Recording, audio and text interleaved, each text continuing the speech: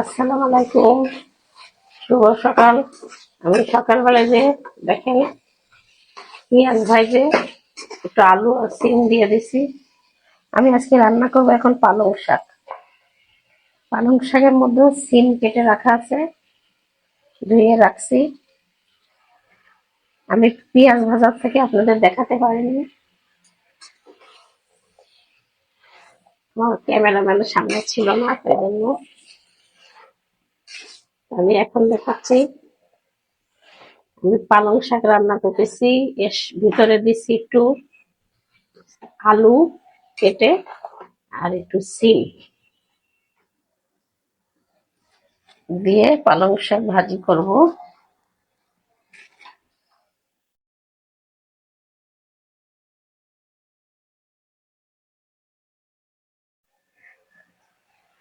পালং শাকের মধ্যে একটু মূলা দিয়ে পালং শাক দিয়ে রান্না যায়, এর সাথে একটু বেগুনও কাটে দেওয়া যায়। তা আমার ঘরে সিম ছিল, আমি এই জন্য সিম দিছি।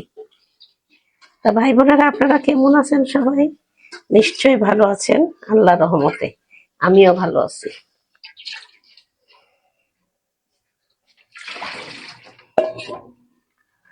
দোয়া করি সবাই ভালো থাকেন, আমার জন্য দোয়া করেন আপনারা, আমি যেন সুস্থ থাকতে পারি। আমি এখন ঢাকা দিয়ে দেবো, একটু একটু পালং শাকটা কমুক, তারপরে আবার আসছি আপনাদের কাছে। আমি এখন ঢাকা দিয়ে দিই, হতে থাক।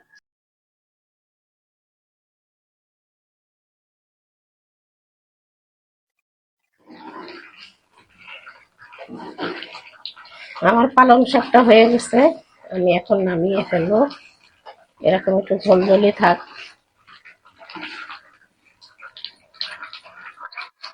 আমি এখন পালং শাকটা নামে আমি আরেকটা তরকারি চড়াবো।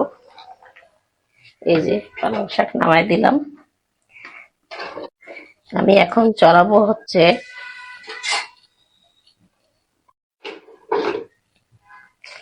আগে ডিমটা ভেজে নি।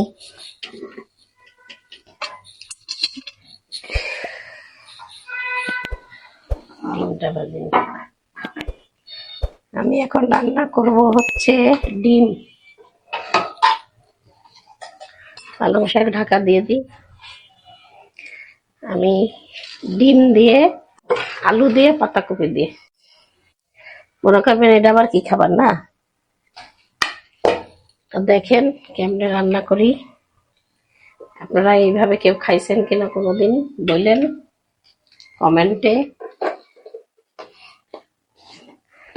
আমার রান্না হচ্ছে শর্টকাট, শর্টকাটে কিভাবে রান্ধি সেটাই হচ্ছে আমার রান্না। ভালো হলেই হলো, যেভাবেই রান্ধি, যে যেভাবে রান্ধে সেভাবেই তাদেরটা ভালো হয়। আমি দিয়ে দিলাম একটু লবণ হলদি। আমি এখন রান্না করব পাতাকপি। পাতাকপির জন্য ডিম ভেজে নিই। ডিমগুলো মনে হয় নতুন, বাজার থেকে নিয়ে এসছি, খোসা উঠছিল না। এই যে নতুন ডিমের খোসা ওঠে না, এই জন্য ভেঙে ভেঙে গেছে। আর ডিমগুলো একটু ভালো করে লাল করে তারপরে চড়াবো।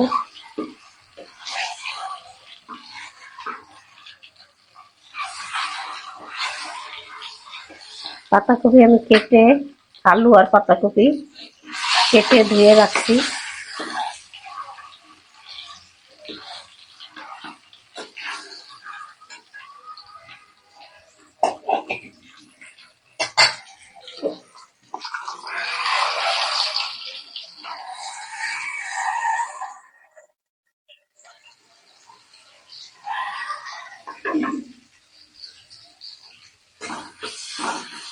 আমি এই তেলগুলো দিয়ে এখন রান্না চালাচ্ছি, পাতাকপি চড়াই দিচ্ছি।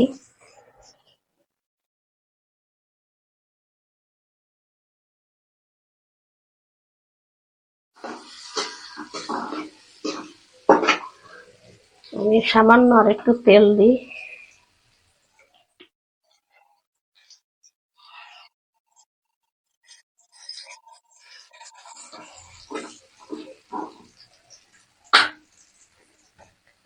আমি এক এক করে এখন একটু মশলা দিয়ে দিই।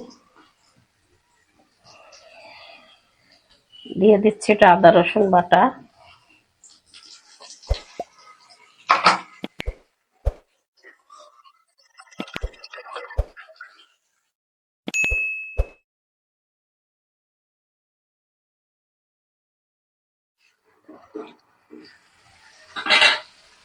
দিয়ে দেবো এবার হলুদ গুঁড়ো, দিয়ে দিলাম হলুদের গুঁড়া, দিয়ে দেবো একটু জিরার গুঁড়া,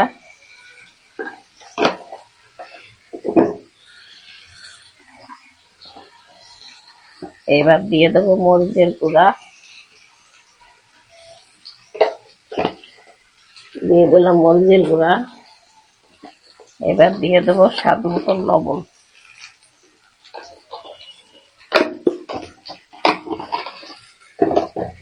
দিয়ে দিলাম লবণ। এবার দিয়ে দিই একটুখানি পানি,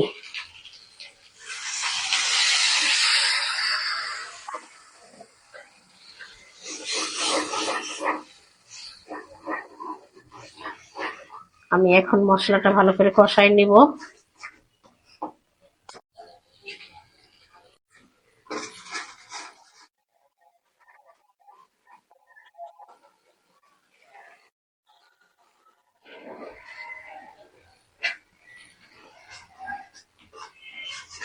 মশলাটা কষাই নি,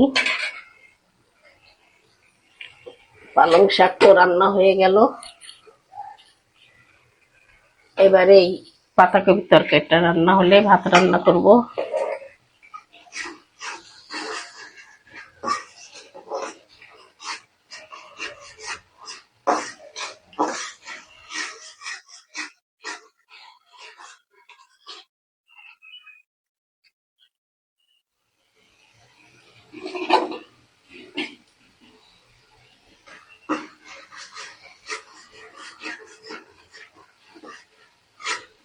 মশলাটা ভালো করে কষানো হচ্ছে, তেল ফুটে উঠছে।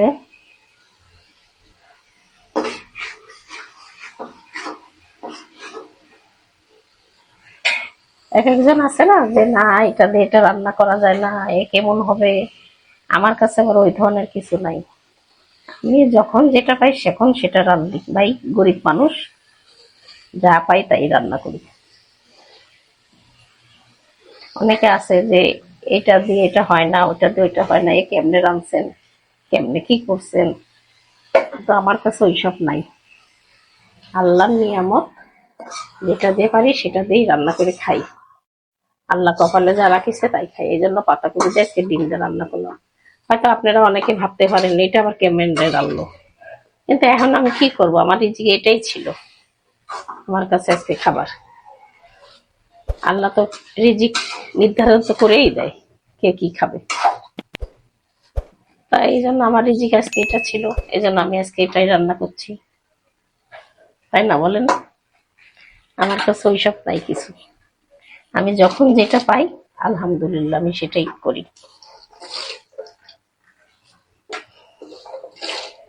গরিব মানুষের রান্না বান্না।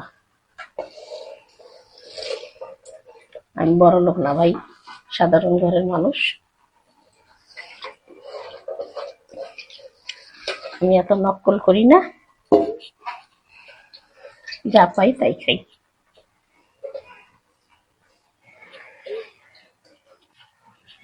এখন দিয়ে দিলাম পাতাকপি গুলো।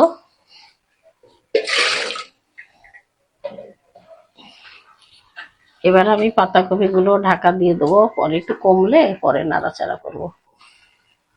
এখন ভরা আছে তো, এখন ঢাকা দিয়ে দিই। দিয়ে দিলাম ঢাকা, হতে থাক। আমার পাতাকপিটা দেখেন কষানো হয়ে গেছে একটু, পাতাকপি আর আলু। আমি এখন পানি দিয়ে দিই একটু, একটু হালকা পানি দিয়ে দেবো।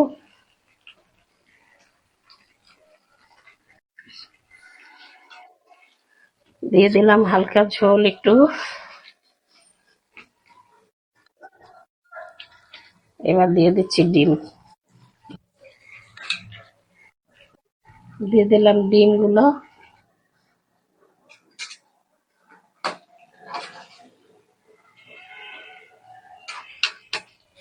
তা আমি আবার ঢাকা দিয়ে দেবো। আলু মনে হয় এখনো গলেনি, পাতাকপি গলে গেছে। আমি এখন ঢাকা দিয়ে দিই, আবার পরে আসছি আপনাদের কাছে। তা আমার তরকারিটা দেখেন হয়ে গেছে। আমার ডিম দিয়ে পাতাকপি হয়ে গেল। আমি এখন নামিয়ে ফেলি। নামিয়ে ফেললাম। তা কারা কারা এরকম ডিম দিয়ে পাতাকপি দিয়ে খাইছেন কমেন্টে জানাবেন। তা আমি এখানেই শেষ করে দিলাম আজকে। আল্লাহ হাফেজ।